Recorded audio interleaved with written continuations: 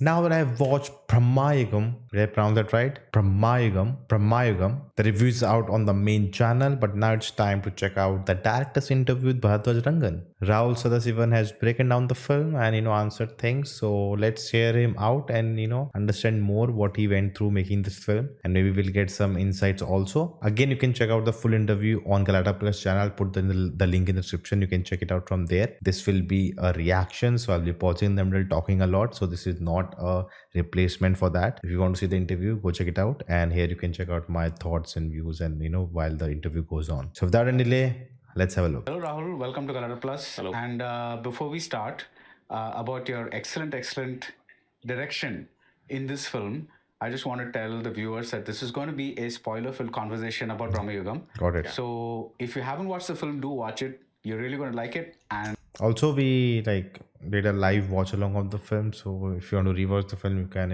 actually watch with us. It will be fun.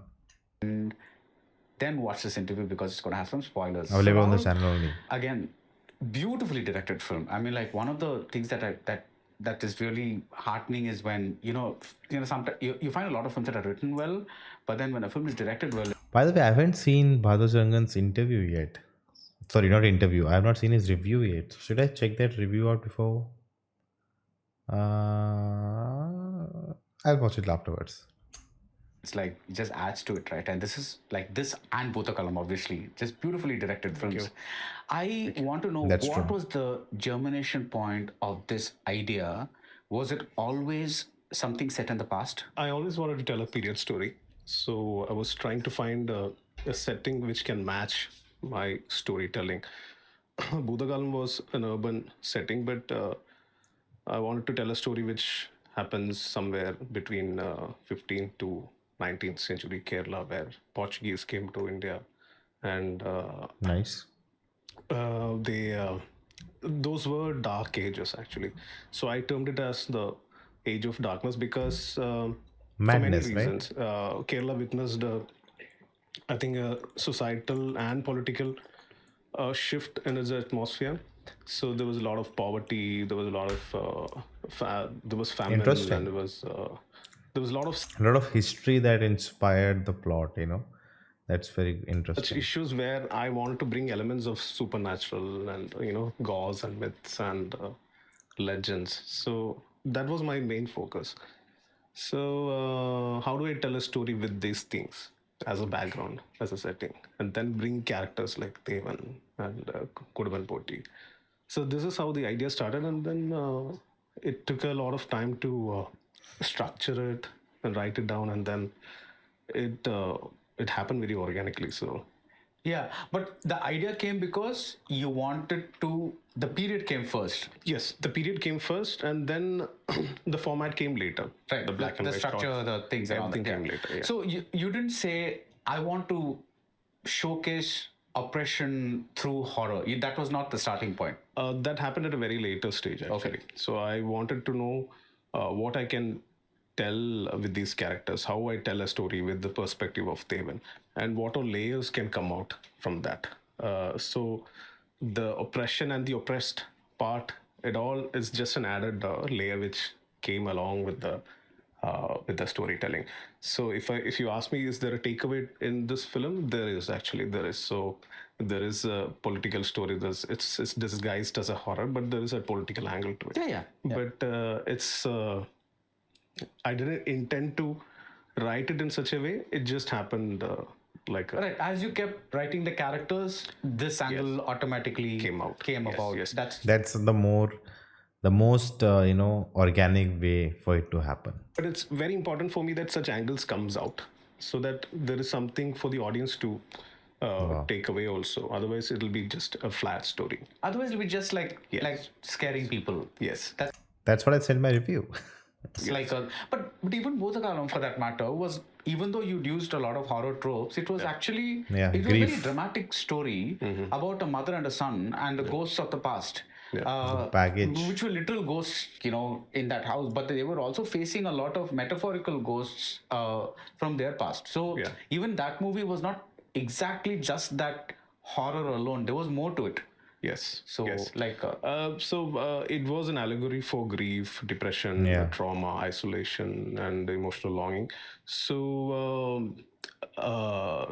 I kept the emotional part of it very strong, so that the horror aspects of all that story, everything lays very subtle and it connects well with the audience. So I like to play around in that space where you're telling a story, but as viewer you are taking away something else. right, That right. Why horror? As in, like, the same story Interesting. can be told dramatically also, right? As a drama. Yeah. So what is that fascination that you get with transposing a horror? Because I'm curious from two viewpoints. One is you don't do the traditional horror of making people jump in their seats. That's not your point. That's not your end goal. Yeah. But yet you use a lot of the traditional horror tropes, to say to speak. So if you could talk about I that. like to scare people with all those jump scares. I still enjoy those kinds of films. I still want to make such kinds of films. Okay. But I am limiting myself, telling the writer inside me that, okay, these kinds of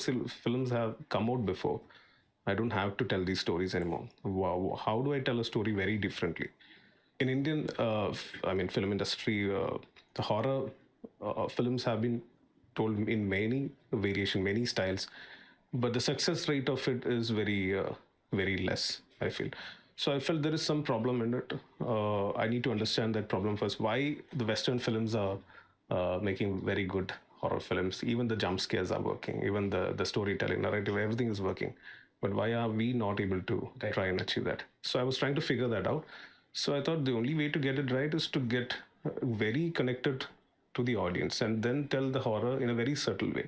Even though it's a fictional setting like Bramayugam, even though it's there's another layer in Bodhagalam, I wanted to have that quality of realism in it, so that there is a connection that you immediately connect with the audience. So that was my take actually on how to, and I love this genre. I can keep watching horror movies every day. Right. Yeah. So when you pitch, You can tell from the passion he has for it, and that it shows. But the idea that he just doesn't want to do the same thing, what he's watching, irrespective of him enjoying it or not, like he watches everything, and irrespective of what he sees, it's not just he just want to recreate that. He wants to recreate it with more meaning. That's what makes it stand out. film to Mammootty, Yeah. did you have Vidayan in mind? Because there are, whether intentionally or not, there are a lot of References. parallels to that great film. Of course, I had Vidayan in mind. I had Palerik Manikam in mind. I had No idea about that one.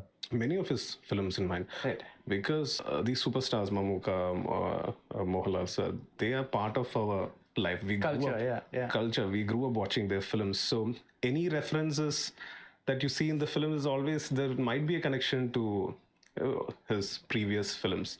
Even for Bhutagalam, it was a big influence. There's a film called Taniyavartanam. Oh, yes, I've seen it. Yes, I've seen it. I've reviewed it. I love that film. So I loved that film a lot. So that was a huge inspiration for me to make Bhutagalam. How a mother Oh, and son interesting. is affected by the social stigma and how it affects them Oh, personally, wow. Never leading saw them that. to commit, take their life. So there's a lot of influence from the great stories that have been told by legendary filmmakers like Baradan sir, KG George sir, and many. Right. But you didn't say, like, while you were writing, you weren't saying, what if Vidayan were a horror movie? That was not the angle that. No, never. So when the poster came out, people started comparing that. It just came out very accidentally. Mamuka came there, sat, and we just clicked few pictures, and we just picked the best one. And that had very similar pose and his mannerism to that of Vidya. Right. And the chair. And the next twist came up when we released a poster of Devan, Arjun Ashokan. Right. So people immediately started to say that, okay, this is something very inspired from. I'm happy that people are comparing to it. Right. But it was never... That was not the strategy. That was not the strategy. How did you pitch it to him? Like, you go there, he's sitting there. What are you saying? I think I had the This is a very interesting question. story and everything first. I know his time is very valuable. There are like hundreds of filmmakers and writers who's every day waiting to get a meeting with him. So I knew that the time is very less, maybe 10 minutes, 15 minutes. So that's all I had. That was a window I had. So I prepared myself for that, and then I pitched it in like, just 10 minutes. And as I narrate the story, the structure, and the one line to him, I could see his there's a happiness, there's a change in expression in his face where I felt, oh, okay, I think Please ask him next question. Please ask him what was the one liner. Like, I would love to know. he's in for it. I need to keep moving and tell the rest of the story and to make him excited. We had that first meeting, and right after that, he said, it's interesting. So I told him just these three words, sir, I did Budagalam. Now I'm trying to do something else, but I was trying to figure out what excites the audience. That is Mammootty sir in a black and white film and a horror story. Oh. So these are my three That was keywords planned to very sell early. this film to the audience. So he also got excited, and he said, okay, do you have a script ready? I said, I have, but it's in an English format. I need to take my time and write it and convert it into Malayalam. So from there, I took around maybe 3 months to I collaborated with another writer, T.D. Ramakrishnan sir. Yeah. He's a very famous novelist. So because to get the period right, to get the slang right, to get the dialect right, I That, could never translate through, subtitles. That's just very hard. need to have a support of a very helpful writer who could help me research in this story. Right. So then went back to him, and then we had a couple of reading sessions, and then he just gave me dates immediately. So Wow. When you say reading sessions, you actually read the whole script. yeah. You read like Read a the whole rehearsal. script. Yes. Narration. Read through. Yeah, complete script. Yeah. So he called me home, and there's a special space for him to where he listens to all those scripts, and then so we had like 2 or 3 reading sessions With the with the with Mammootty Arjun. sir, myself, and my writer. That's all. Just the 3 of us. Okay. We had that, and so he had few doubts, and I cleared it. The advantage for me is that I'm telling a horror story. So for him, I felt okay. I can somehow escape if he questions me with something. I can always escape saying that okay, this is a very different kind of storytelling technique, and this is how it should be. And I got away with it. And Meaning you don't have to be logical about it. not logical about it. Yeah.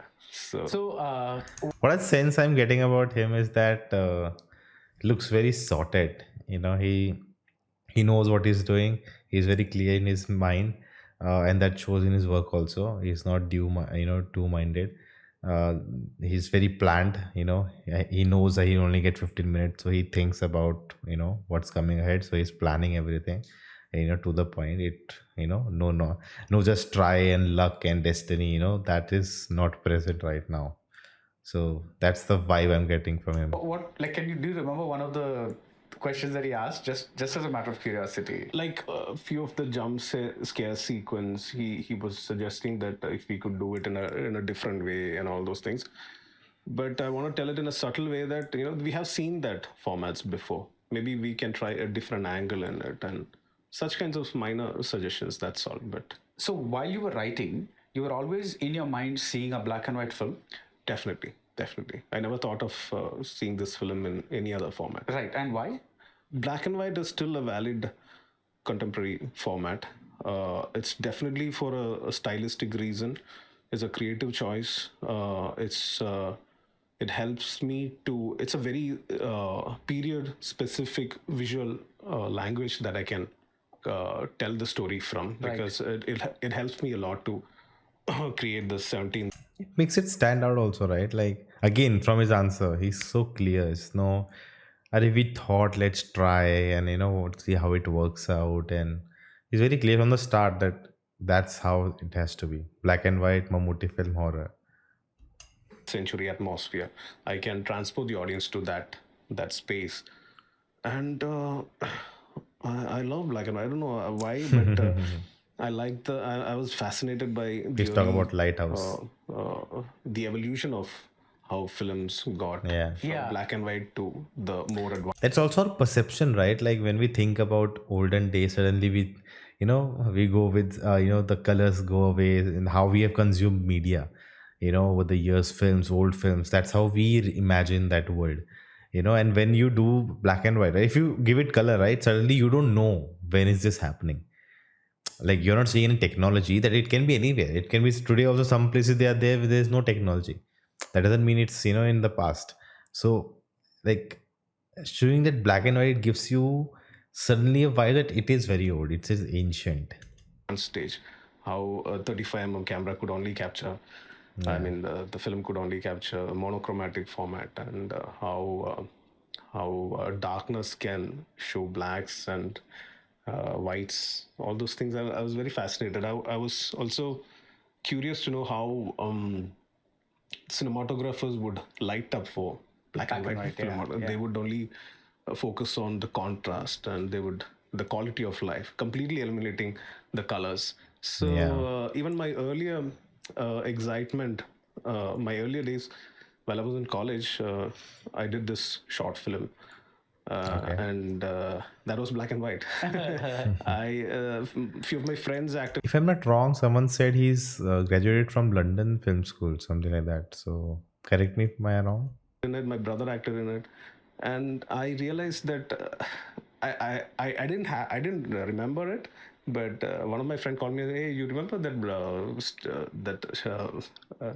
we did a shoot, and that's black and white." I said, "Oh yeah."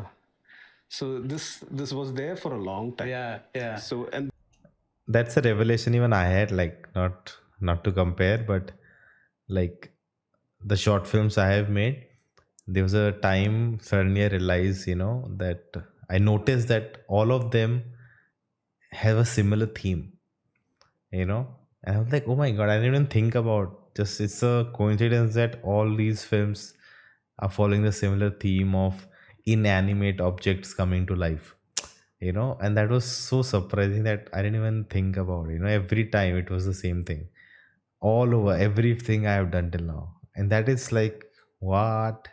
But I don't know. Yeah, it just coincidence, or just somewhere inside you don't even think about, but it happens.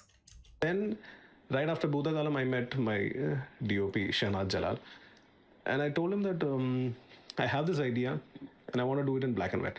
And he said, that's my dream too, to make a black and white Wow. film. So we immediately got connected. Nice. So the past 2 years was all about researching how to make it in the best possible way. How is there a possibility to shoot in film? We wrote to Kodak, we got reply from them, but it was tough considering the Yeah. budget and the practicality of it. So we opted for a more advanced.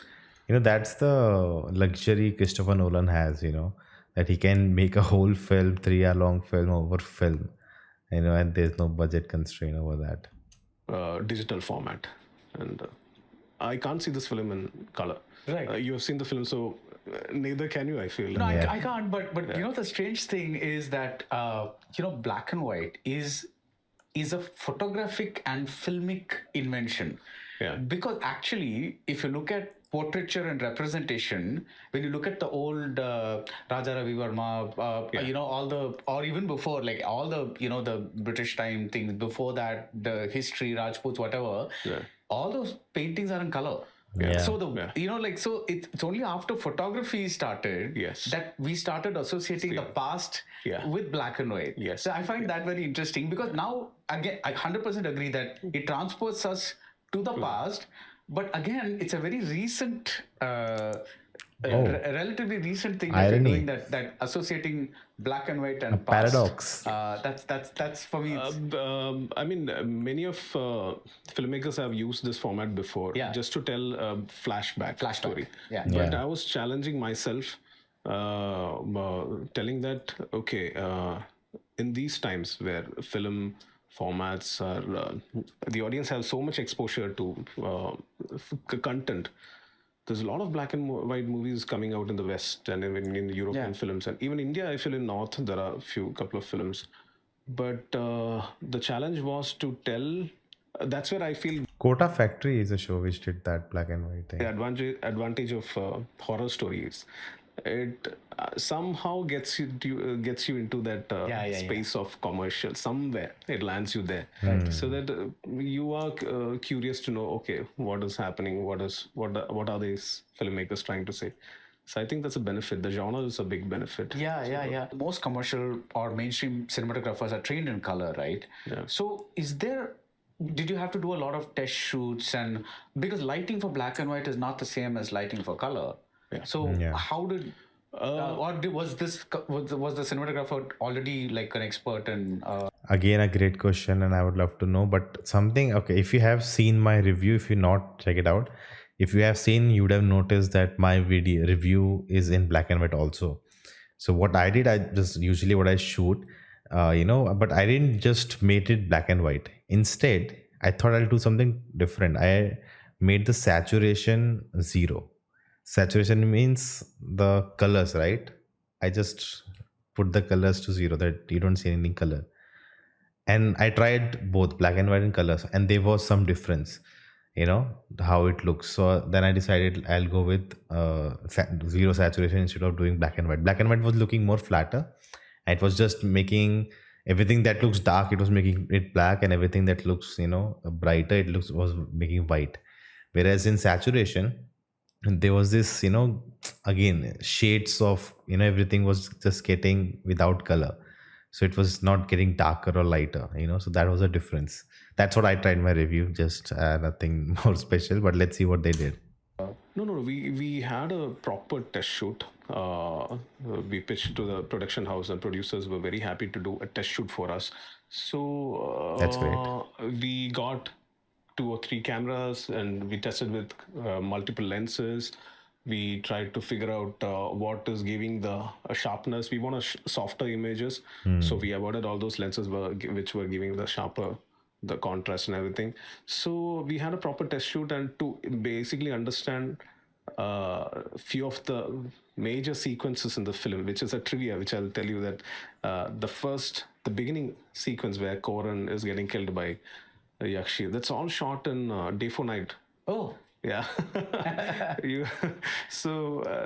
which that's, would have shot usually the blue light or whatever it is. yeah. So I got away with it. So that's a magic that only happens in black and white. So I was able to play around with all those things. So we had to test that, and we properly did. We graded it. Then we didn't have anything to juxtapose and see what works. And the only way is to test it, and then we did it, and it worked out very well. And we showed it to Mammootty sir, and he said, "We are good to go." But nice. nobody had any, but from the producer side or from Mammootty side, nobody had any objections with the Producers were very supportive. They were very excited about. That's what I said. You don't get that producers, anywhere else. Like maybe there are some few, but still at this scale, very hard. The whole black and white idea. Right. I remember the first time I met Ram sir and Shashi sir in Chennai office right after Bhutagalam. Same thing I said was, I need Mammootty sir in this film. This is going to be a black and white film. It's a period study. And they were like, done. We are also. Shashi sir, I'm guessing that's Why Not Studios. I don't know who the producers are. Why Not is amazing, studio from Tamil Nadu. Excited, and let's start. right. So right from that day on until today, we never thought of, we never looked back. Right, because there are two types of, like in any film, right? There's like exteriors and interiors, right? Yeah. But the your exteriors, like you have the shots of the house or the mana that you're showing from the outside a lot, but each room or each interior is lit very differently. Yeah. Which kind of makes the film even texturally very different. Yeah. Like the place where they have the liquor, that's lit very differently. Yes. The place, even the corridor that they walk through, that's lit very differently. That's like obviously because of the light source, but Yeah. it's just such a beautiful film to watch on screen. The production design was done by Jyoti Shankar. I saw his film Malayan Kunya, and then I thought, okay, if I can bring him into this project, I can try and That was so well done. create something very unique if I bounce few ideas to him. So he gave me a lot of he gave us a lot of textures for walls and how to match it. So in reality, you would see that it's too dark or it's just plain white. But these are all shades of gray. Yeah, You yeah. know, it's all shades of gray. There's a spectrum of, it's an ocean of shades of gray. So for that, he also gave us a lot of samples, and there's a lot of prep work that we did to achieve this kind of quality, and to play around with lights, and it's very tricky to light for a black and white film format. It's not the usual lighting setup, which I think my DOP might be able to explain better than Yeah, us. yeah.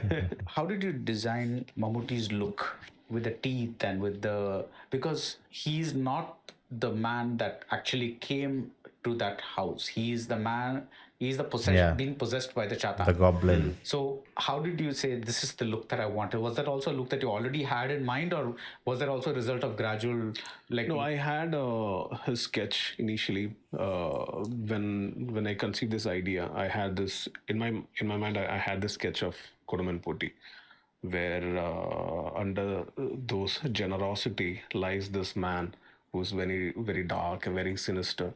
So Mammootty sir is a very glamorous person. Very handsome guy. Very handsome guy. So I want to break that. And how do I break that? Is only through prosthetic and special effects and makeup.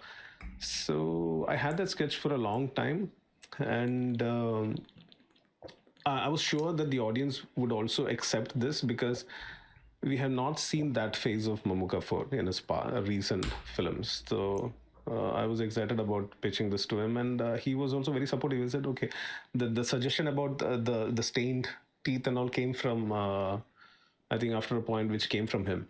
I said that okay, because let's do this and make him look very weird, and so." Even we did a couple of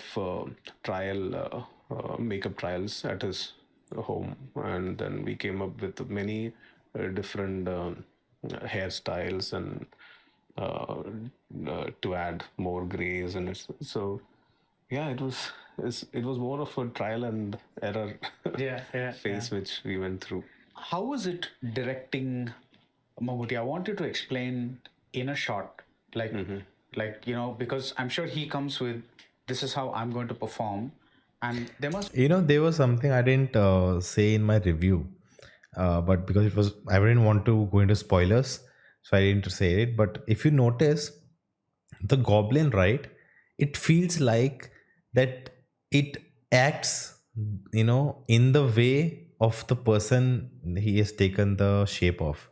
So if he has taken the shape of Mammootty's character Poti, he's acting just like Poti who was. Like he was this guy, very sinister. He used to, he wants to oppress people and all of that.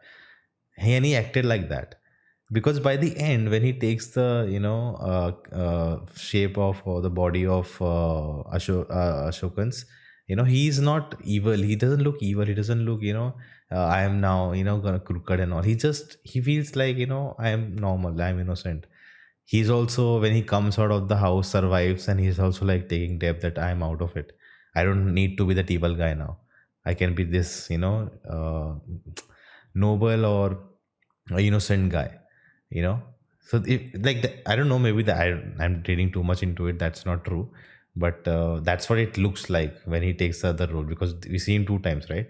The last part where we see him as a Ashokan's character, it doesn't look evil. It doesn't look like, oh my god, I'm gonna rule the world or something like that. He just wears a ring that shows that he now owns himself. He's no slave to anyone now. So that, I don't know. What do you guys think? Let me know. Been one place where you said like several places, but I just said, like, can you remember a place where you said, this is nice, but like this is what I have in mind. Can you kind of do that? Can you just explain one of those? He's a mega star, so the window that I get is very limited. You have to be so prepared when you're handling a star. Again. So I had a very good team who we prepped a lot with storyboards and shot division and floor plans and everything. So the moment Mammootty sir comes on set, I know this is the shot, this is the dialogue, and this is where he should be, this is where the camera should be placed, and the whole team is very much prepared. Right. So it was kind of easy for me to execute that sequence. But when I asked him to deliver a particular dialogue, he would put in his own versions, which sometimes it works, and sometimes if I say, so it's not working, let's try in a different meter, and he was very open to it, and that kept me excited. That's why he's a legend. If this is the version that I'm gonna see, maybe the as the story moves forward, we have more intense performance. I'm waiting for those magic moments for him to give me. So yeah, he was very supportive in all those terms. It was very easy to work with him. Right. Yeah. Before we start talking about the story, one of the things that many directors are like terrified about today is what is this fans. horrible term called lag. Oh my God, this audience is Slow going to patience. go away from this film, and by lag they usually means is slowness or is this going to hold on to them, right?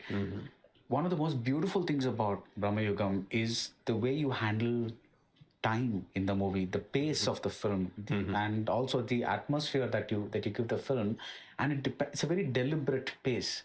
Yeah. At any point, did you have any doubts about the way you structured the film in terms of its pace? Pacing is a real concern because our viewers get very distracted, and it's hard to tell a story in 2.5 hours.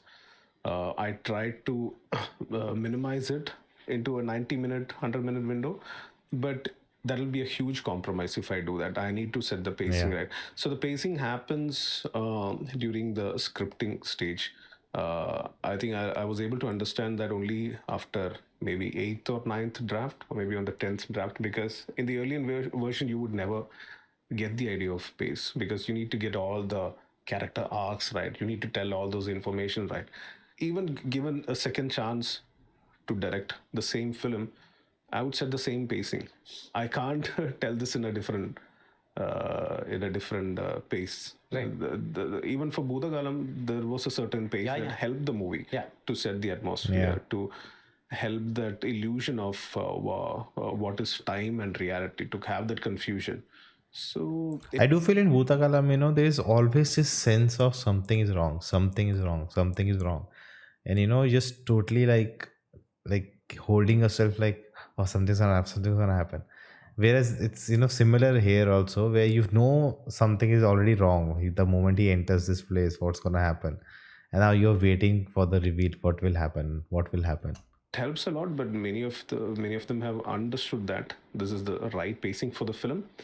But if you look at it in a very commercial angle, you might find it that it could have been a little faster, but I still believe this is because one of the my favorite stretches in the film is when Devan, that's the Arjuna Ashokan character, tries to escape. You show him going past those reeds. You go outside, and then he has that attack. He starts vomiting blood and this, and he holds his stomach, and then he turns, and then he slowly, crawls back, and you need that time to show the agony and that thing. But it's also probably 2.5, 3 minutes. It's a lengthy sequence. It's a lengthy sequence, so it's like it's just So that's why I was like, at any point did you think, let's do this a little bit, quicker? That's kind of. During the editing, and also phase, just to sorry to interrupt, but also there aren't many cuts. You're kind of following through. That's the other thing, because that happens during the storyboarding stage. So I get to have a clarity on what the shots are, and I share it with my HODs, so they get the idea of how the sequences are. And the terms he's using, HOD and all of that, you kind of sense that he's someone who has been to film school. When we come to the editing table, my friend Shafiq is the editor, so he had little doubt that maybe if we should cut out this scene or this shot, but I said no, keep it. Let's keep it, so that you get into the very emotional state of the character. So this all happens during the writing phase of. Uh, I think without conflict, there is no drama. Yeah. There is without need, there is no character. Without character, there's no action. All those things. So this has to happen very organically. But I don't. Somehow I figured out the pacing of the film. I really don't know how to explain that. But It's instincts. yeah, this this is a No, so when you're writing, let's take that particular scene. One of the most beautiful things about that scene is the way the cameras are like Arjun's level, when he crawls back, and it comes as it nears the manana, you see the feet of this man, and that's exactly your movie. That symbol of this man is at that man's mercy, right? So you see the feet first. Now, is that something that was in the writing, or when you're staging it, you figure out that this is the best way to? I mean, I know that there are several examples you can give, but I'm asking this particular shot. That came during the storyboard stage. Storyboard stage. So in the script, it was like he crawls back to this man. Yes, this man, and then their conversation happens. But while writing also, I had these shots in mind. So it has to come out on paper. That also happens in a different phase where you scout for location, you fix all those location, you log those shots, and then you come back, and then you start to, I start to draw all the sequence, and then I show it to my DOP.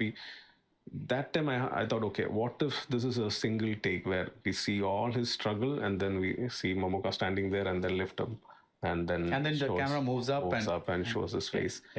So it happens during the storyboarding stage, and I had those visuals in my mind. You draw?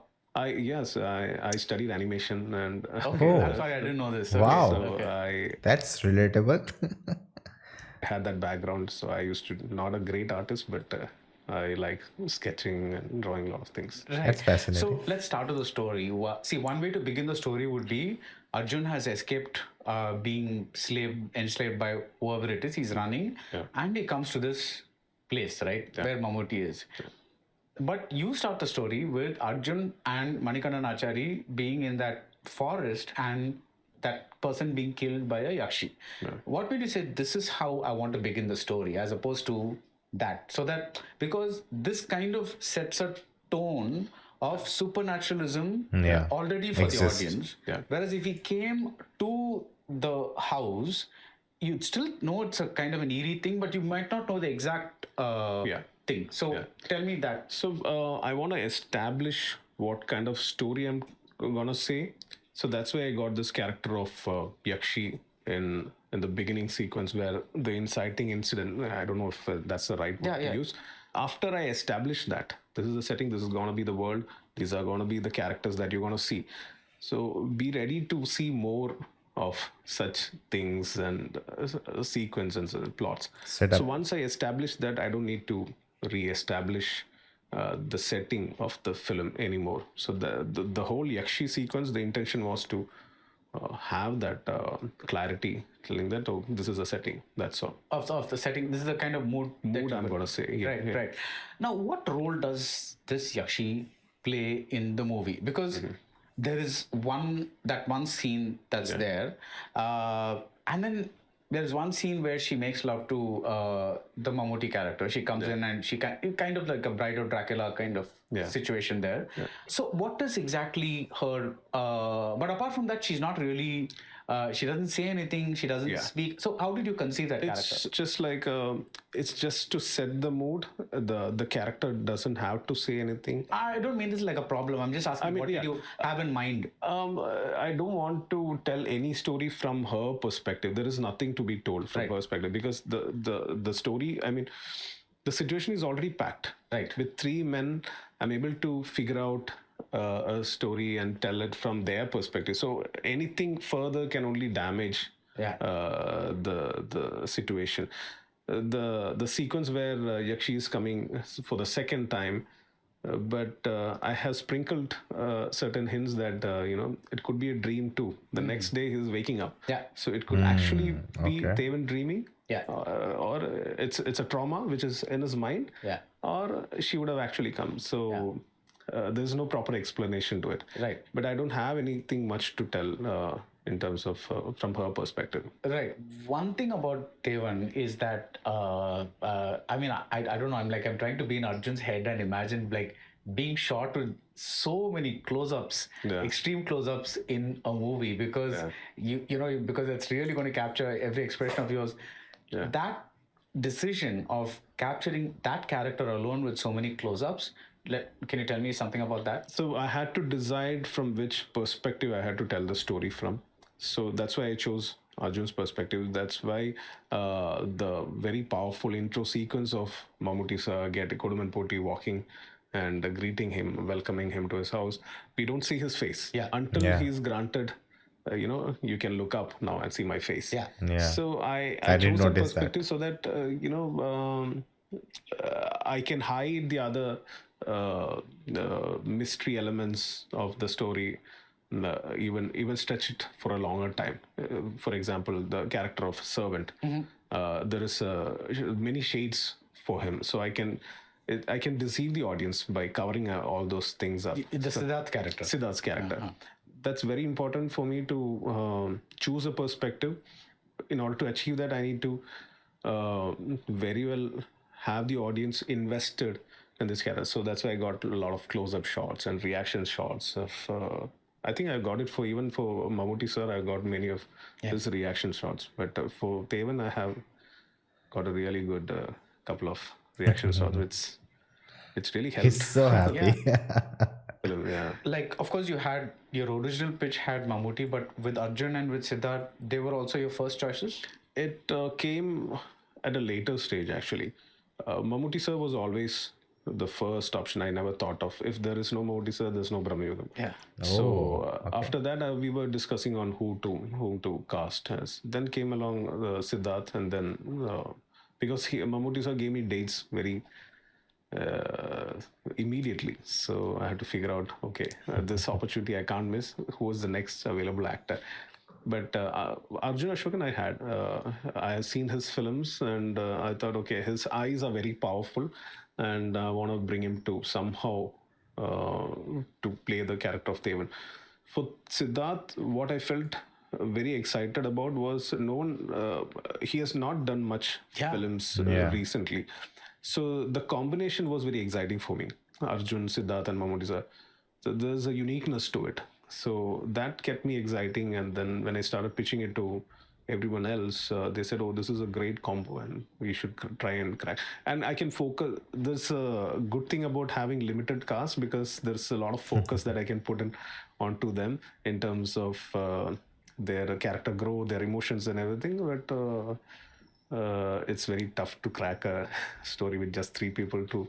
But I'm happy it worked. Right. Now, it is through Siddharth's character, that is the cook's character, you introduce one of the most important components of your film, which is time. Because the first time he meets, Arjun goes into that house, he starts eating that coconut, and that's when this voice from inside says, "What month is it?" Yeah. Which is a very odd thing to ask because usually when somebody is waking up, they might say, "What time is it?" or something like that. But what month is it? Yeah. And that's when you start realizing that this is the concept of time here may be a little skewed. Yeah. Tell me about that. The way you saw that coming through is. For Siddharth, his character is also confused. He also lost the reality of time. Right. That is one reason I never gave a name for him. He never had a name, and I don't know how else to put this. Time. I like to play time and space in a way that the character forgets that what is happening around them. Same thing I have. I wonder if he has seen one of the shots from what was that? Love Death Robots. I don't know the name. There's a similar thing, a story where this character, we see this character in space and he meets someone and all of that, and suddenly you realize that he's been trapped here for so many years and all of that. So, like that's what he's saying exactly that. In Budagalam also, where Vinu is forgetting what is real and where he is and all those situations. I like to play around in that space, so it's just to confuse the audience, saying that, so that I can stretch it for a longer time and sustain that suspense for a longer time. But here, the time is also when you apply it to your subtext of oppression and all that. It also gives a sense of these things have been happening for centuries, because you also make a reference to the Mahabharata. There's the game of dice, and the way people are, and especially because of the isolation of that place. It's as if it could be any time, any century. They're lost in time, because there's there's that line that he says, it's like time is like a river. Which it just keeps flowing and flowing, and because of that, the Mammootty character is also bored. There's a boredom there that's set in, because it's what do you do? There's all this time, and there's what do you do? That was a very, very I thought powerful part of the movie. For the oppressor, one way to kill time is to play around with the freedom of the other. So these were times when such acts were practiced in where unquestioned hands of these brutal landlords. Siddharth talking about time is a hint which is given in the very early stage of the film, saying that, okay, once you cross the gate, the Padipura, everything flows like a river, which I tried to explain it with visuals in the second half, where the graying of the beard, and he forgets that, okay, I lost. I'm myself lost in a loop kind of thing. So I like to play in that space a lot, but I don't know, it just The other thing that is oppressive in this film is this constant rain.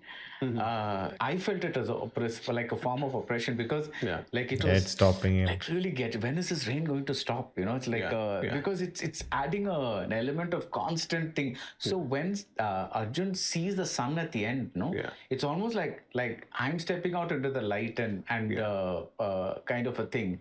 Was rain always a part of your writing? Yes. In Bhutagalam, rain was portrayed in a very different. It conveyed sadness.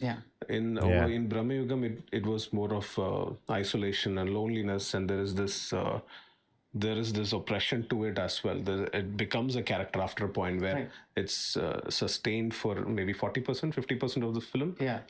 So that makes this character not to live. A reason not to go step out, since I have established what the forest is in the beginning of this film. I wanted to create that atmosphere where you are transported back to a time where even the nature was very much against human beings. It was very wild. It was very bad. So rain was one of the reasons that I can play around with and say that, okay, you don't have control over such things. So how do you have control over things that are not, so that was the intention. And in terms of sound and a change in ambience and all those helped me to create that setting where, rain plays a very important role. Right. And so that actually helps, because this actually explains that earlier question about why you need the Yakshi, because he can run, but he knows that if he goes outside, that danger is also there. So when you begin setting that Yakshi at the beginning, actually now it makes sense. It makes sense. So you this kind of and it makes even further sense when towards the end, where you feel the forest is surrounded by such things, but I gave a plot twist at the end when Siddharth looks up and says, "Oh, what am I seeing?" And I hold that shot for a long time in his face, but it's not the action, it's something else. So all this twist work just because I established a very different beginning. I had this doubt. I didn't understand that when I was watching the movie. Towards the end, the kaduk and the ear stud that this Arjun is wearing, it changes ears, right? What's that? I didn't get that. Oh, what? I think I know what happened. Like, now you know what I meant, but for example, if I ask you, where's your watch? you would immediately get to whichever hand you are. So this is not a human to us. That's a very minor error that the Chatan made. So that's why I established the sequence where he's talking about his mother, telling that she gave me this, so that towards the end the audience will immediately connect, saying that, oh, this is not the real guy, is dead. So that's a minor error, because the Chatan is trying to have a false identity. Yeah. And he's trying to become human. And Yeah. human, we do make errors. Yeah. And that's a simple logic behind That's it. beautiful. Yeah. So that's a minor error. So the Chatan itself, see, again, these are certain logical questions, okay? They don't matter in the larger scheme There's of no things. logic in that. Yeah. But that's what. But I just want to know what you were thinking, because the horror He's so excited. is a film that's free of a genre that's free of, but there's still there are rules within the thing, right? Yeah. So I want to know. So this Chatan, it has powers when it enters a human. Mm-hmm. Does it without that also, when it's in that that molten form, right? Whatever that sticky creature like form. Yeah. That time also it has powers. So that explanation I have sprinkled in the dialogues where the Mamuka, who has taken the form of the Shatan, he tells that everything has been planned. This is how it's supposed to end. Right. So he knows that there's this guy who's gonna come, there's this singer who's gonna come, and this is my escape. And this is how So this is something that Chatan knows. he already knew, but he also doesn't know how it's gonna be. He just needs to go with the flow. So he's also waiting for those accidental moments to happen. Right. It's a very this is it's my version of it, but I think people have interpreted it in many different ways, which I like. Okay. Right. So he found escape the moment when Tevan stepped into his.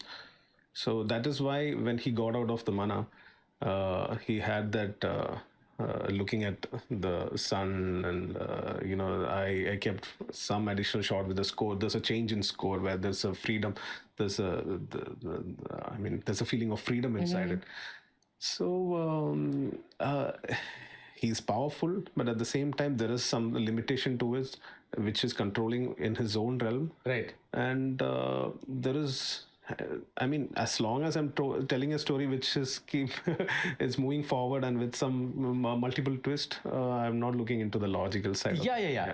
No, I'm not. Again, I'm not talking about the logic. Just to kind of get the rules of, because it's, even if you set up a story on a sci-fi planet, right? Yeah. It's not going to obey Earth's rules. Yeah. But in that planet, there will be some rules, right? Yeah. Like whatever it is. That's what I'm trying to kind of understand. Yeah. So what the other part that I didn't understand, and I'm really sorry for bugging you about this, but see, the Chatan is able to say that he knows everything about Devan, right? Like your mother, she's kind of whatever that Devan's part. This while watching the movie, after watching the movie, when we were doing live, I think people mentioned that this was one of the point he clarified. Why isn't he able to guess anything about the cook? Okay, this is where I explain about the lag part, which you asked me before. I had an explanation where why he was not able to there was an explanation given in the film where why... there is an explanation? There was. Oh, okay. But I cut it out. Oh, okay. That's important. No, I like... I want the audience to...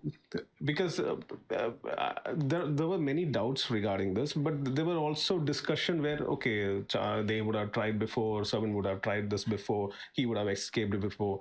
All those things are there. There's a lot of layers of stories which comes out of it, which I feel, I like that interpretation part of.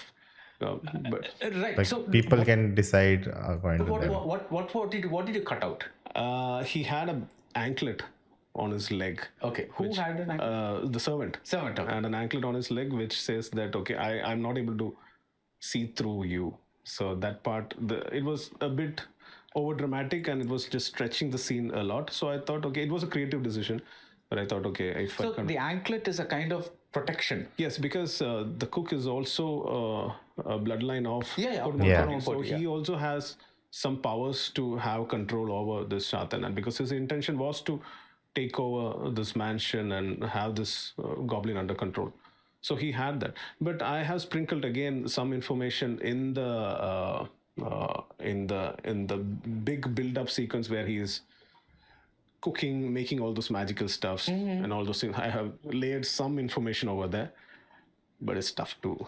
Right. So just to get this right, this cook had an anklet. Yeah. And that anklet was kind of like a barrier that prevented the Chatan To look into. from looking Yes, into him. yes, Cool. yes. Okay. But that raises the question, that Chatan didn't think that something is wrong, that why I'm not able to see. Didn't that raise the eyebrows? But again, as in my review also I said, it's not about these small things. It's the bigger picture, as I said. Got that. Yeah. Now, so this guy has made attempts earlier Yeah. to kill the Chatan with earlier guests. Yes, but he didn't know where the keys were. He didn't know where the keys were. Okay. That's the realization when Tevan came in. That's when Tevan gets the thing. Yes. Right, Until then, there's a scene where he says there's a door to the chamber and guarding it is the Chatan walking upstairs. But so Tevan asks, haven't you searched for the guy? I've searched everywhere. It's maybe rusted and I have buried among many. So it's gone. Yeah. So he's like in a hopeless state. So that's why the second time the Pagda sequence, everything makes sense. And yeah. So I think he's explained it. Yeah. So as a structural thing, as a narrative thing, what made you say? Usually flashbacks are given as one whole bit, right? It's like a thing. Here, the explanation that the Chatan is in the first half, and how to kill and so on and so forth is in the second half. Yeah. I want to know what discussions you had with your writer to say, I'm going to give one part of this explanation here and one part there, as opposed to giving that Everything whole at thing once. as one. I wanted the twist, the highest point of the story to happen in that 60th percentage. Okay. Where the reveal. What is that? The big reveal where. No. What is that count? 60th percent. I mean, right after there is a huge. There's a very high point during the in the midpoint of the story. The midpoint is what, your 50th percentage? That's a 50th. Okay. That's right in the middle. Then right after that, I have to. I don't know why I keep Interval? such rules, but even for Bhutagalam, I tried to do that. But that's what's interesting about talking about film, right? Everybody has their own. So I tried and applied the same formula here, where the big revelation happens, where they come to know that Poti is a man in disguise as a wolf under a sheepskin. Same thing in Bhutagalam. I tried to say that this is not their house; it's a rented place. So from there, it's a ticking time bomb situation clock. I have certain rules which tells me that okay, this is how the story should be and this is how it should end. So this discussion I had over with my dialogue writer, and it's just there is no specific formula to it, but it works. If it works, it works. Yeah. No. See, I'm just picking your brain about how you made the creative decisions that you made, right? Yeah. So for a film that is set largely in the past, and which is also you're being very naturalistic about a non-natural genre. Horror is not a natural genre, right? But you're being very naturalistic about it, because you're not, except for the odd sign of like the dice turning over because of a breath or something like that, there's not much horror effects like the thing. But towards the end, you kind of have some very deliberate that the room closing into a box and stuff like that. Tell me about that decision. Like I want to unleash that at the end. I wanted to have it wasn't clear that is it all happening in their minds, or is it really physically happening to them? Like, is it the powers at play? Like, that was a little unclear. Spectacle moment towards the end, where something like which I tried it in Bhutagalam also, the last 20 minutes has to have all those elements of.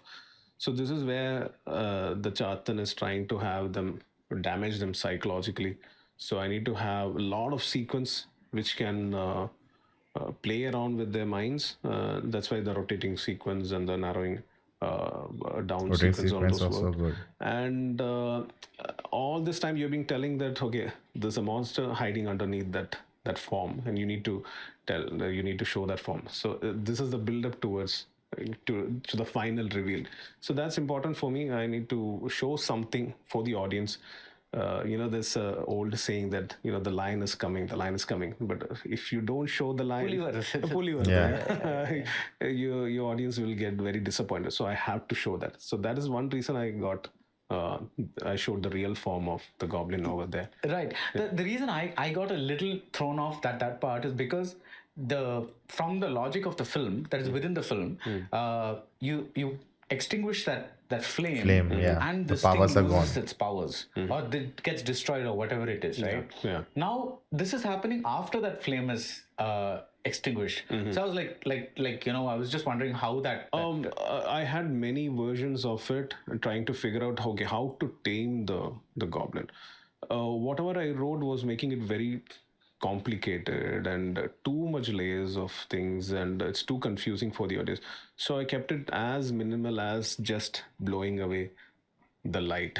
So that minimalism was very important for me, and I kept that throughout my film. So this was also a method where I tried to say that, okay, once the lamp is shut, it loses all its power, and it's very easy to tame, which again gives explanation of why the goblin, the Chatan, actually it already knew, right? It already knew everything is gonna happen. So it's giving away one reason for it's actually, what do you say? It's not helping, but It's interesting that the goblin knew, it didn't know how it will happen. Like, that reminds me of something. Somewhere else, it was similar that they knew what's gonna Avengers Endgame, I would say. Doctor Strange knew what's gonna happen, but there was something that they didn't know how, but they didn't know this will happen. I think the time travel stories or something like that, it happens, many times. actually letting the servant to take control of what the situation is going to be next. Okay. So that's why when the ring is taken from the form as a goblin, it's just bowing down to the new master. Yeah. And as they fight, it's still seeing them. Yeah. I love that part, because the thing is, the ring is there, and you think there are going to be 3 people trying to get that ring. Yeah. But it's actually only Arjun and the cook. The Chatan is just watching. Yeah. Like in a very, almost like a wary manner, like what's going to happen kind of a thing. I love that part, because I thought, when both of them are lying, thing, I thought the Chatan would grab the ring, but that wasn't happening, and I love that. Yeah. So I was trying to break all those. Because I think the ring was not plot wise, not the power. Oh, he gets the ring and he's powerful now and he can take them down. But it was more of a metaphorical. The ring had a metaphor that who's the owner, who's the slave. Who has the ring is the owner, the other guy is slave.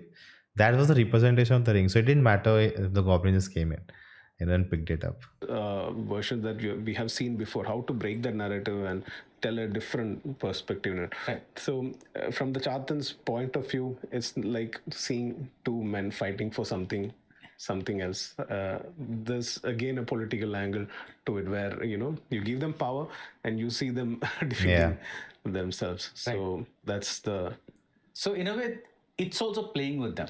It's playing with them. It's absolutely playing with them. Right. But there's, like I mentioned, there's a lot of layers for it to understand. But if you look at it as a film, it's just a film. No, it is just a film. Rahul, the whole reason we're talking about it is because we want to understand the layers, right? It's like, otherwise everything is just a film, and everything is just like, okay, you see it and you forget it, and then you go back. It's just like what was, because I was like, how does the power retention in the Chatan can come about after the lamp is extinguished? That was the thing that I kind of wondered about. So that's why I asked you about it, because it's like, if I thought the minute the lamp goes off, the power would completely go away. But it doesn't go away. So Yeah, in a certain there are limitations to it, but as well, I mean, it's controlled by its own realm actually. So it takes away a few of its power, but you can still tame can it in a manipulate, certain way. yeah. So that's one reason why I thought, okay, I have to keep this information, feed this information to audience, saying that, okay, Mammootty sir says this dialogue, everything is decided. This is how I'm gonna exit, but I haven't showed that to the audience yet. yeah. So I think that would be the explanation to it.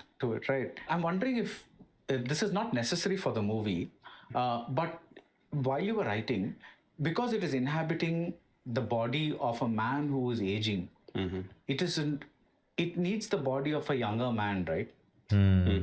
For the next stage. Okay. Because what if Kodumon Poti dies? Like, what all is the Chatan keeping that man alive? If you look at it, it is keeping this man alive and trying to erase their memories. And but it's not that, okay, I will get into an older form or a younger form. I think the form is just created by himself. It's not like he's not taking over a body, because we saw, like, we saw the body upstairs and then they put it in the inside it. Given any explanation for that, or yeah. nothing like that. Yeah. The whole idea of taking this false identity came up. Maybe I read a lot of comic books. If you remember the Little Red Riding Hood that goes to visit the grandmother, and under the bedsheet lies this wolf. So that idea was the very foundation of this story. How do I tell a similar story to in this setting and world? Form was never a problem for me as long as I don't give a logical reason to it. Yeah. So I never explained that also in this film. So just keeping the real Kodumban Poti alive over there was one way to satisfy his boredom, satisfy his need, because the real Goblin was tortured and treated in a very bad way. Yeah. So how do you, when you get that power back, how do you show it, Give it back, yeah. to the others? Yeah. So that was the reason, I guess. I love that shot where the cook shows the body in the attic. Yeah. Because that's when you kind of it's like you kind of know it all along, but when you see it, it's kind of okay. I know that this is what it is, because I know that this is the real Kodumban Poti, and that is not the real person. Yeah. So that's the point where when there is always a rewatch moment for this film. When you visit the film again, you will understand many reasons why Kodumban Poti, Mammootty sir's character, was behaving in a certain way. This thing doesn't have any emotion. That's why he's reacting in a very frustrated way sometimes, and he's calming down, and his this is a character without any emotions. Yeah. So the way he eats is also very important, and so it all connects like until a the very big wild man. reveal where so that excitement was there. So when you revisit the film again, you will get to know those minor details. So hidden inside that character. Now, there is this line in this movie that because there is a caste divide in this thing, and I like the fact that Arjun's shoulder is always a little bent. That shows that he probably was singing like this throughout his life, and it's almost like become second nature to kind of stand like that in front of things. That was a very telling. And at the end, he doesn't. Thing about his body language. It was like without being obvious about it. That's what I loved about it. So there's a line that Mammootty says that one doesn't become a Brahmin by birth, but because of actions. Actions. Why did you feel that line was important in the context of the film? So that towards the end, the reveal becomes even more because he's actually trying to poke the real Goblin, which is hidden under. So his own words are now becoming backfiring to him, and Arjun being that showing that servility to all throughout the film helped me to have a huge shift when he comes out, and there's a change in his mannerism, the way he walks. So only if he has that mannerism kept throughout the film, you can feel a big difference in the end. So that had to show in his body language and everything. And people in those days, they were not allowed to talk. They were not allowed to show their faces. They're not allowed to look into men in other castes. So how do I tell it in a very subtle way, so that that's why only when permission is granted, you are allowed to look up all those little details. I got into it. Yeah. Right. And also, I think if that line isn't said, and that equality isn't established at the beginning between Kodumampoti, who's of an upper caste, and of an oppressed caste, Tevan, if you don't establish, then the story can't move forward, because It can't. They won't look into each other's eyes. Yes, That's kind of that's why he's been invited. He's allowing him to step inside. Let's say I'm unconventional about it. When he says, yeah, I'm a Panan, I can't enter inside. Yeah. So that I can mount the next couple of sequence, he can sit next to him and have food. Yeah. If I break that barrier, it's more easy for me to explain all those situations. That's why those dialogues were very important. Those scenarios were very important for me. Right. We began the interview. I just want to end it the same way, because one of the most amazing things about this film is how beautifully it's been directed. Control over, because direction is a lot of instinct, right? It's like there's a lot of things about how you see things a particular way, and also how maybe some inner voice tells you how to do certain things. Yeah. Who are some of your teachers when it comes to directing? I'm very much influenced with Western filmmaking styles.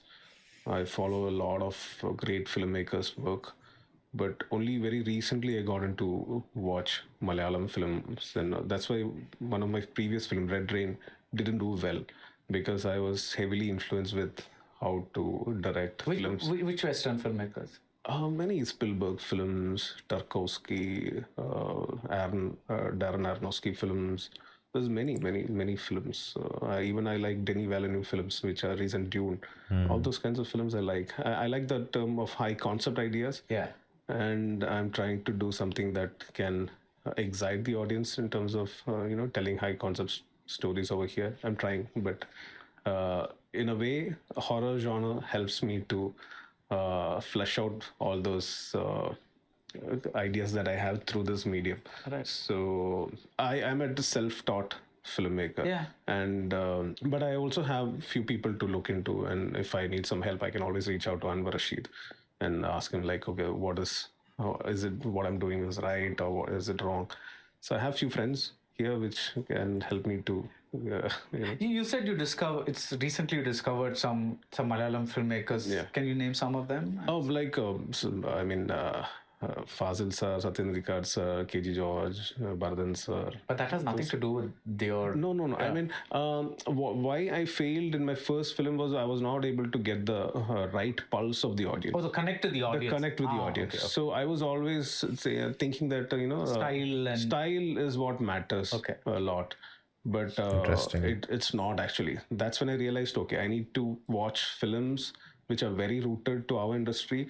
And as a filmmaker, my basic responsibility is to entertain our healthy audience. So that is when I started writing about emotions and conflicts and dramas, and how to have a desire for the character, how that desire is making the story move forward, how to have conflicts in the storytelling so that it can hook the audience, right? And how emotions can grow out of this conflicts and not desire, so that they can have a lot of obstacles to face. And if there are a lot of obstacles to face, there is a lot of emotional connect with the audience. So that came as a foundation for me watching regional films.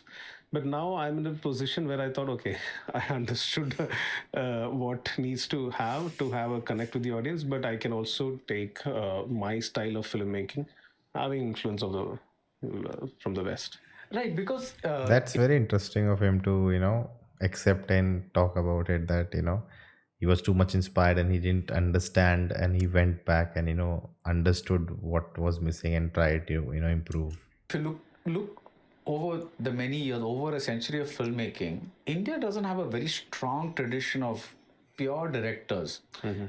Writing, sure, like many good writers and all that, but when you just look at the art of direction alone, there aren't that many, of course there are, but I'm just saying there aren't that many. So I'm guessing that everybody who starts out directing is going to have some Western influence, because even those filmmakers in India took their cues about things like camera Yeah, movement and all that's that from Hollywood. see, they started first, right? And learned filmmaking watching those films that they make films, and that's how it is. That always will be because they started, but now it's how you make it your own. That's the point. Hollywood is basically a big training ground for like throughout the world, right? Yes. It's like a Absolutely. I mean, yes, of course, and then they localize it according to the culture and all those kinds of things. But that's Same thing. They also have influence in our filmmakers, like Satyajit Ray. I think Martin Scorsese said in one of his, one of his biggest influences, Satyajit Ray. Yeah. And even I'm so much fascinated about Satyajit Ray's work, where a few of the rain sequence, and the pacing of the film, the setting of the mood, the characters, and all. These are all. These films gave me such kinds of ideas to write such kinds of stories, giving me confidence, saying that okay, you can tell a black and white story in this format, but as long as it is rooted to and grounded to your healthy audience, it works. Yeah. Actually, because you said Ray, there are two things that I'm reminded of Charulata for two reasons. One is again, huge house, many rooms. Again, of course, that's a daylight movie, so the treatment is very different. So the thing, but again, like I'm suddenly it just occurred in my mind that was one house where the character of the house becomes such an important thing, because it represents a certain era, that colonial Indian era. So that was again a movie that absolutely. thing. But one thing about the time that Ray made movie was very different. That was a slightly more patient audience. Oh yeah. So that's the surprise. There was not much a distraction. Yeah, as we have you now. had a movie, you went and watched it, and a lot of movies that are like supposing everybody talks about movies like, I know people who find Godfather slow, like my God, nothing happens, and like really Godfather, nothing happens. But you understand where they are coming from, because they're looking at movies from a very fast cut event happening kind of view.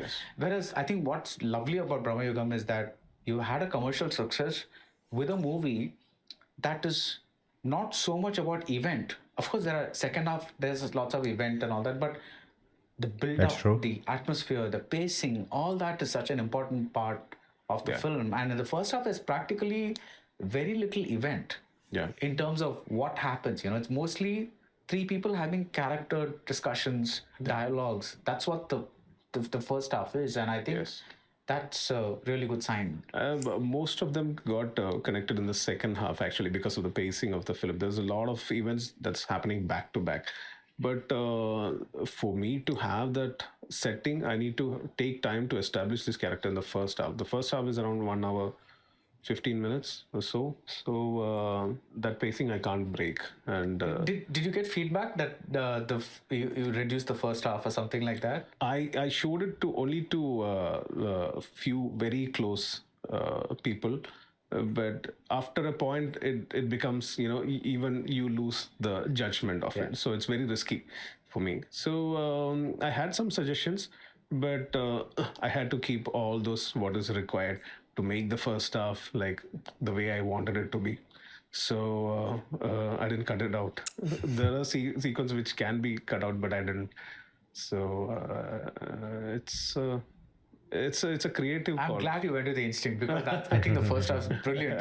It's truly like just brilliant. But before we end, I just wanted another great scene. I want to point out another great shot. It's like when Tevan is crawling back and Mammootty is like looming over him, right? He's standing. The very typical thing is, because you want to show a low angle shot, you to kind of show the menace, right? That's the traditional, or the cliche is to keep the camera in front of Mammootty and show him as like a looming monster. Yeah. Instead, here the camera's behind him, Yeah. and you follow both of them. Yeah. I thought that was another just the film is filled with like shots like that, and I maybe your animation background. Maybe where it's all helping me with a certain way of storytelling technique. Yeah. Maybe it's all giving me a lot of ideas where I can tell a story in a very different, In a very non-cliched way. Yeah. So Interesting. It's I don't know, all this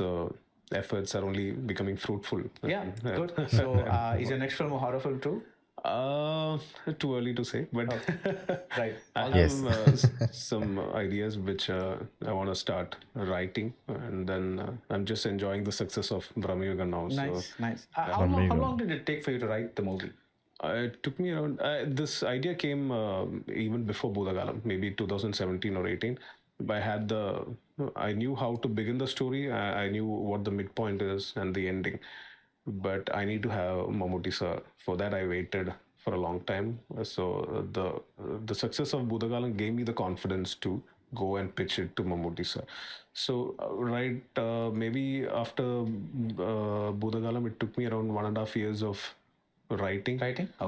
to it, and I take a lot. I enjoy a lot in that writing process because you are in that stage where you can put in all your efforts, put in all your crazy ideas, and once you lock that script, you don't have to look back. Yeah. And even if there are suggestions, you know that these are the first initial thoughts, and you can't break away from it. If you break away from it, then that's not your kind of film. Yeah. It's going to be somebody else's film. Right. So I was very strict with those rules, and it took me 1.5 years to write. So, Nice. And because the writing stage is also the stage where you can really play around with ideas, because once you start shooting, it's so hectic. You have to keep canning shot after shot after shot after shot, because your leading man has to move on to his next film, and but that's another incredible thing, which of course I can't, like, this interview is already it's gone on, but I mean, like, the number of films he does, oh my god, it's just how does he do this? It's back to back, and And all of them are great. I'm happy to see those films, but it's just like this incredible, whether it's him or Mona, whoever it is, it's just like this incredible energy to keep pushing forward, and that's just I think that's what keeps them where they are, because it's like Absolutely. they're relevant to the 80s generation, the 90s generation, Yes. the 2000s, That's true. 2010s, now 2020s. It's just incredible. Incredible. I think that's true passion right there. The love for film is right there. Is a big living example. Is right there, competing with youngsters. Yeah. You have that movie and this movie, and both of them are it's so amazing that a movie like Premalu is competing with like a Bhutakal, I mean, like a Bramayugam. It's just insane, two completely different types of things. That's what's happening with Malayalam cinema right now. We are witnessing that magic which is happening, and I'm so blessed and glad that I got to make a movie with him. Yeah. So I'm super happy about it. Right, and I hope you crack your third script soon. By your calculation, if you say 1.5 years, maybe 2026. Every script doesn't need. Sometimes it might happen soon, but the longer I take for writing, it's the better version. So I believe in that. Yeah. Thank you, Rahul. Thank you so much. Thank you. All right, that was a good interview. Got to know a lot of inside things and understand this guy and how he thinks, how he processes. Knowing that he also comes from animation background, so something relatable. If I ever get to interact, there's so much to talk. But again, like it felt like a lot of things I got my review kind of correct. That it's not about these small details about how things work in the plot, but about the whole picture of what the film is trying to say. I think the concept that hits me the most is that how we start, the film, that even this goblin is such an evil guy, and you want to hate him and all, but by the end you understand his perspective also, and you understand he's also part of this oppression. He's just part of that, and he's become the product of it also, and that just makes it much more takes it one step ahead than just being a good film. And yeah, love to hear all those thoughts about how he went in. And I think we are just lovely to have to check out his review now, what he said. And yeah, Mamuka in Malayalam cinema, everything is just fingers crossed. Let's just keep going like this, and no stopping. But let me know your thoughts in the comments below, and you can check out this video next, and I will see you next time.